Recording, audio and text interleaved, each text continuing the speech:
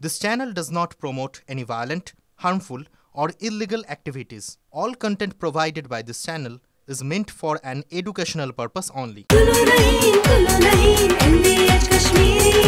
আরে কম দে কিন্তু খাঁটি দে। MDH কাশ্মীরি লাল লঙ্কার গুঁড়ো। MDH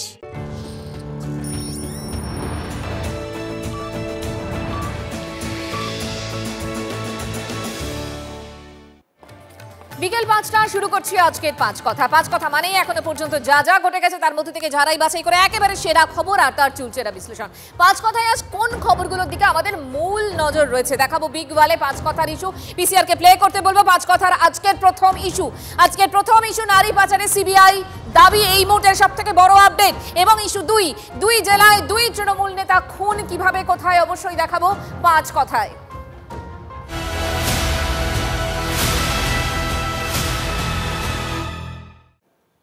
টিভি9 বাংলার খবর, আর সেই খবরের সম্প্রচারের পরেই নড়ে চড়ে বসেছে প্রশাসন। এখনো পর্যন্ত কি খবর?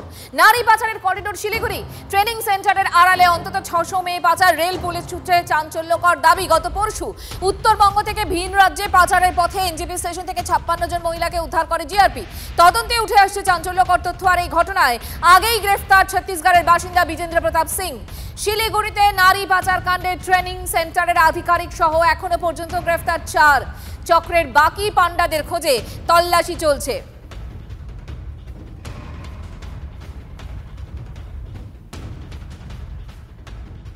तो यहाँ से लड़कियों को काम में भेजा जाता है? नहीं काम नहीं, पहले 3 महीना कोर्स चलता है। 3 महीना कोर्स चलने के बाद तब ये लोग को यहाँ से बेंगलोर भेजा जाता है, ठीक है, जॉब के लिए बस। अरे कागज पत्र सब कुछ है सर, गवर्नमेंट का कुछ अप्रूवल तो सब होगा। कुछ है सर, कुछ भी नहीं है। पुलिस बोल रहा है, पुलिस कुछ नहीं बोल रहा है सर। हाँ। तो ठीक है, पुलिस से पहले बात कीजिए, क्लियर हो जाए, उसके बाद हाँ, हम लोग जवाब तो देने के लिए हैं। तो इन लड़कियों को बेचा जा रहा था बोल रहा है। हाँ सर, ये तो हम भी सुन रहे हैं कि सर बेचा ही जा रहा था, लेकिन कहाँ बेचा जा रहा था ये भी तो पता करे। इसके पहले कितना बैच चला यहाँ पे सर 8-10, ये तो 13 नंबर बैच। आप जितेंद्र का बीबी है? हाँ, कलकत्ता में रहते हैं आप? कलकत्ता से है सर, लेकिन यहाँ पे हम लोग का घर है। आप 20 साल का कागजात, वो कागज निकालिए, वो कागज दीदी, वो कागज निकालिए ना, ओ दीदी, वो कागजात निकालिए जो कागज आप दिखा रहा था। वो कागजात आप थोड़ा निकालिए ना, वो कागजात आप निकालिए ना, जो कागजात आप दिखा रहे थे वो कागजात आप निकालिए ना, जो मेरे को दिखा रहे थे आप। ये वाला नहीं, वो जो वाला गवर्नमेंट का जो लेटर है, हाँ वो वाला। ये कागजात कौन सा साल का है देखिए तो, 2020 साल का है। ये जो कागज आप दिखा रहा है 20 साल का है ना? ये कौन सा साल है सर? अभी तो हमको जो कागज मिला है सर वही हम शो कर रहे हैं। इसमें लिखा है स्पा के लिए ट्रेनिंग देगा, ठीक है?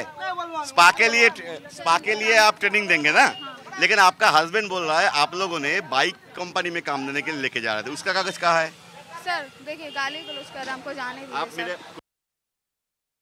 রেস্কিউ কত বছর করব?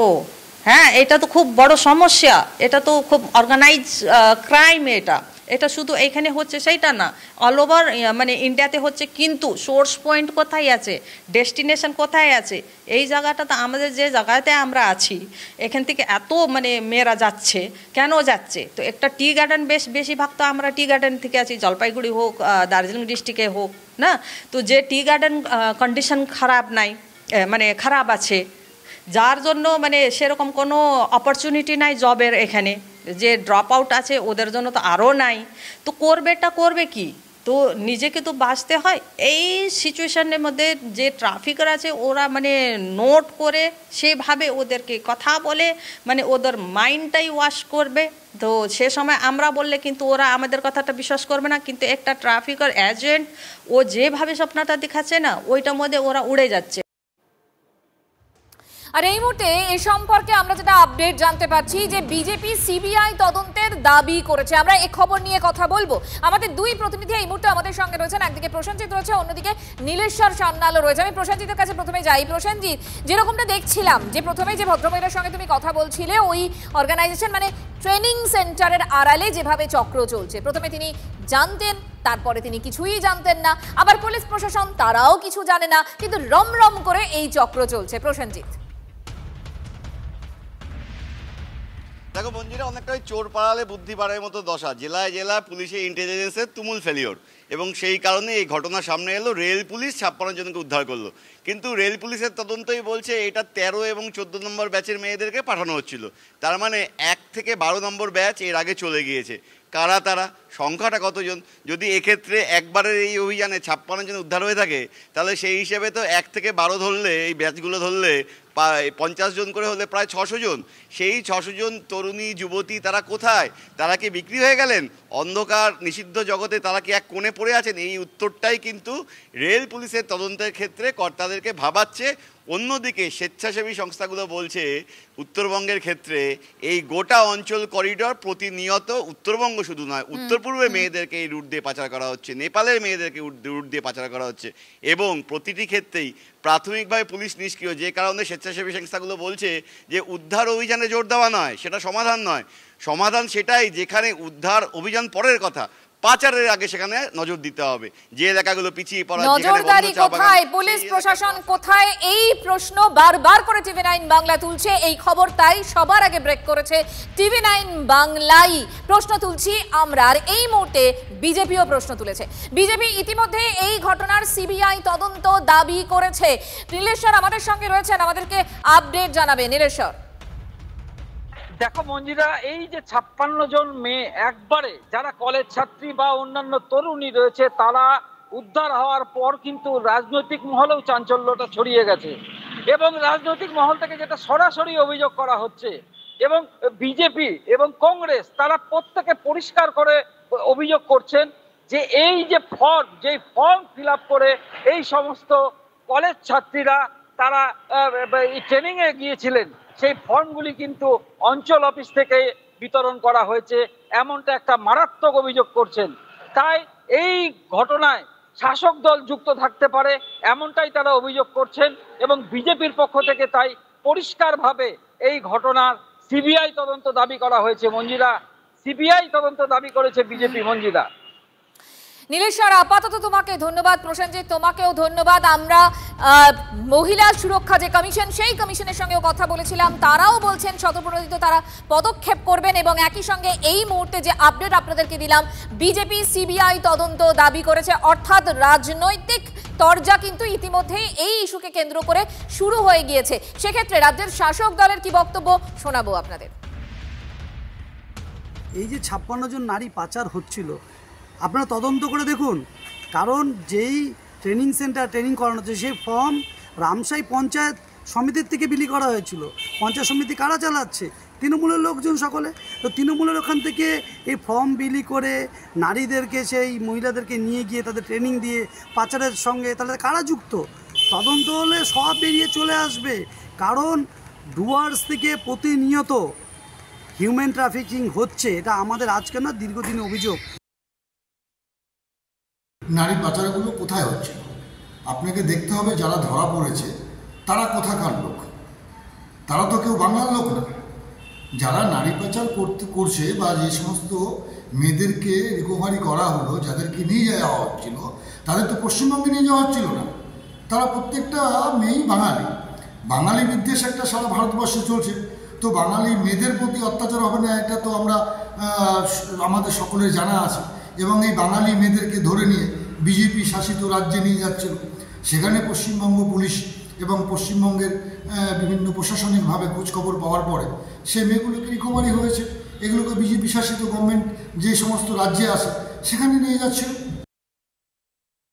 কিন্তু সবচেয়ে যেটা পরিতাপের বিষয়, যে যেটুকু ইনফরমেশন পাওয়া যাচ্ছে যে ফর্ম পূরণ করে এই মেয়েগুলি এক জায়গায় জমায়েত হয়েছিল, তার মধ্যে একটি পরিবার সূত্রে যেটা খবর পাওয়া যাচ্ছে যে এই ফর্ম নাকি বিলি করা হয়েছিল রামসাইয়ের গ্রাম পঞ্চায়েত অফিস থেকে। এটা অত্যন্ত সেন্সিটিভ এবং খুব স্পর্শকাতর বিষয়, এবং তার সাথে মনে করি এটা অত্যন্ত গুরুত্ব দিয়ে ইনভেস্টিগেট হওয়া উচিত যে কিভাবে গ্রাম পঞ্চায়েত থেকে এই ফর্ম বিলি হলো। হতে পারে যে গ্রাম পঞ্চায়েত কর্তৃপক্ষ কিচ্ছু না জেনে বুঝে কেউ বা কারা বলেছেন কাজের ব্যবস্থা হবে, তাই এটা করে থাকতে পারেন। সেটাও যদি হয়, সেটাও কিন্তু আইনের ঊর্ধ্বে নয়। কেন তারা এরকম করলেন, তাদের তো ভেরিফিকেশন করা উচিত ছিল, তাহলে মেয়েগুলি বিপদে পড়তো না। আর যদি দেখা যায় যে না সরাসরি তারা এই গোটা ব্যাপারটা জেনে করেছেন, তাহলে তো তাদেরকে একটু কাস্টডিতে নিয়ে যাওয়া করা উচিত।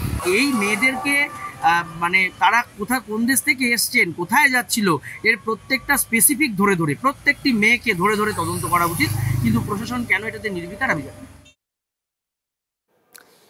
আর এই মুহূর্তে পরের খবরের দিকে আমরা নজর রাখি।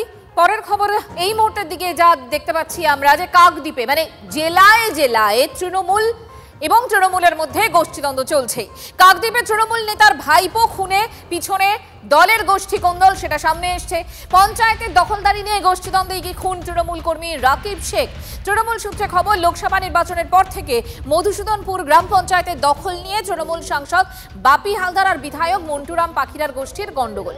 আগেও তৃণমূলের পঞ্চায়েত সদস্য সালাউদ্দিনের বাড়িতে বোমা ছোড়া হয়, লাগাতার হুমকি দেওয়া হচ্ছিল বলে অভিযোগ।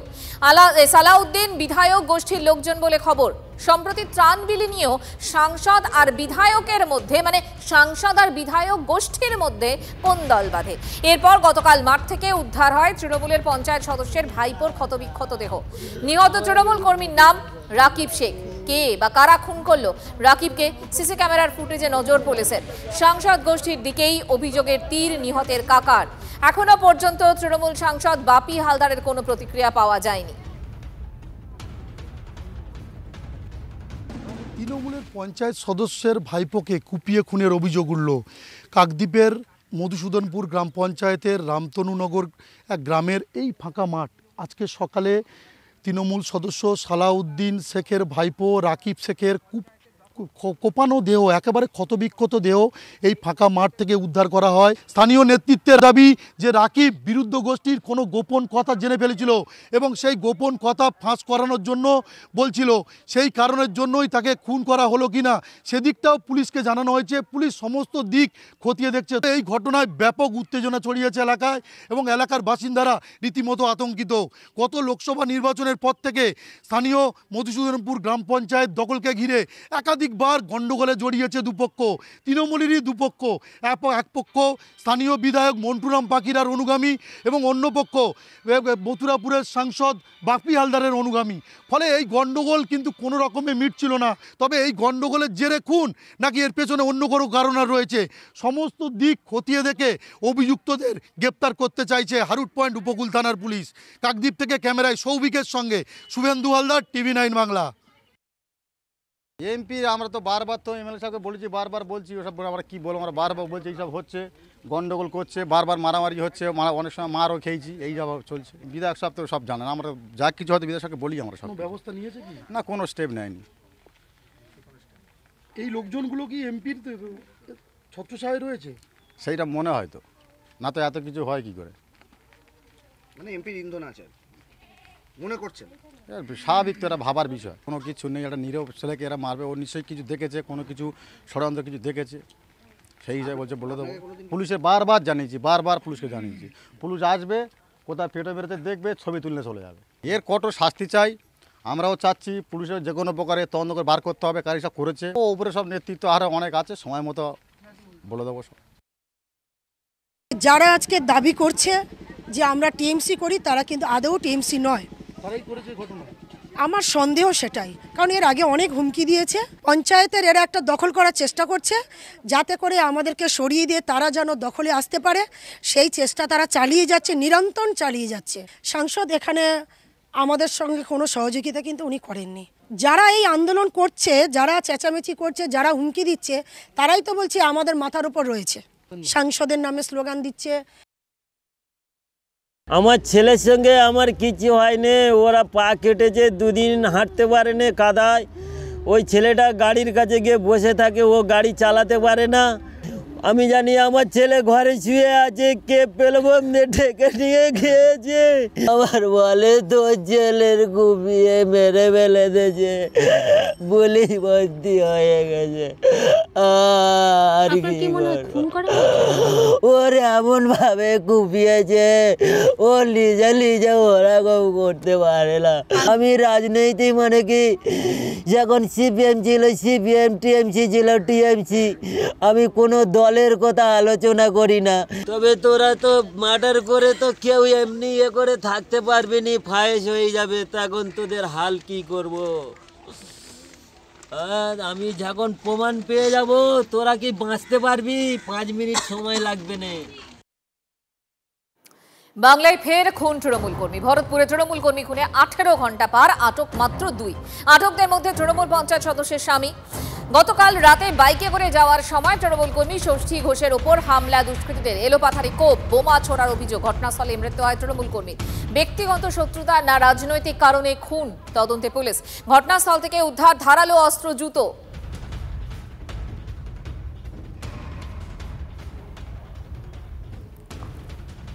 একের পর এক তৃণমূল নেতা খুন। সাঁইথিয়া, ভাঙড়, মালদা, নৈহাটি, মালদা এবং একের পর এক জায়গায় তৃণমূল নেতা খুন। পর পর রাজ্যে এখনো ভোট আসতে বেশ কয়েকটা দিন বাকি, তার আগে শাসক নেতারা খুন হয়েই চলেছেন। ভরতপুরে তৃণমূল কর্মীর পরিবার, তারা কি বলছেন শুনুন।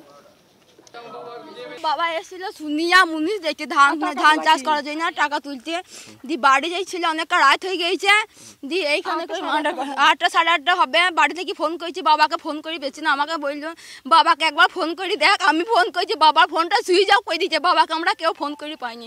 9টার মধ্যে খবর আসছে বাবা মার্ডার হয়ে গেছে। কোনো কি শত্রুতা ছিল কারোর সাথে? শত্রুতা এমন ছিল না, কিন্তু বাবাকে গ্রামের লোকে কিছু লোকে মানে দেখতে পাইতো না। কোনো রাজনৈতিক দল করতো? টিএমসি পার্টি করতো। তারা যেন শাস্তি পায়, আমার বাবাকে যারা মেরেছে, এইটাই চাই। আমার স্বামীকে মেরেছে, অমনি তাদের যেন জেল হয়ে যায়। কোনো রাজনৈতিক বা জমি সংক্রান্ত না, আমি এখন বলতে পারছি না।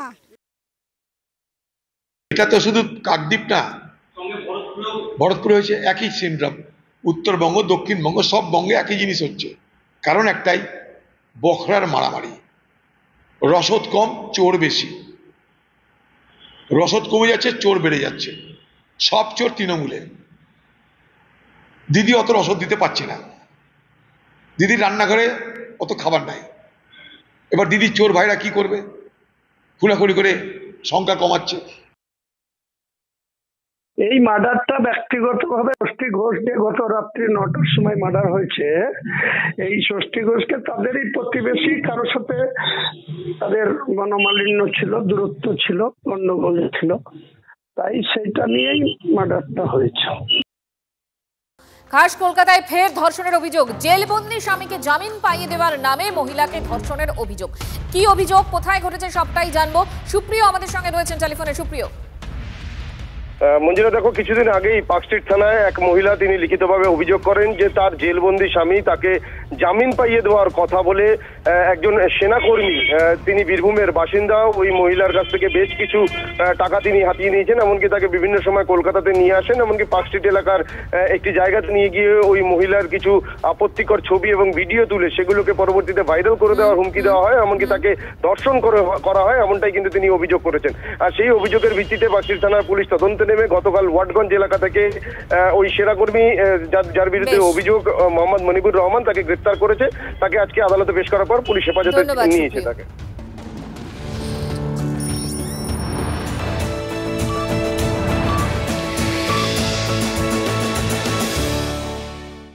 যদি এমডিএইচ কিচেন কিং কিচেনে থাকি তো আমরা যা ইচ্ছে তৈরি করতে পারি। বেগুনের ভর্তা, আলু কপি, ভিন্ডি মশলা, আরো অনেক কিছু।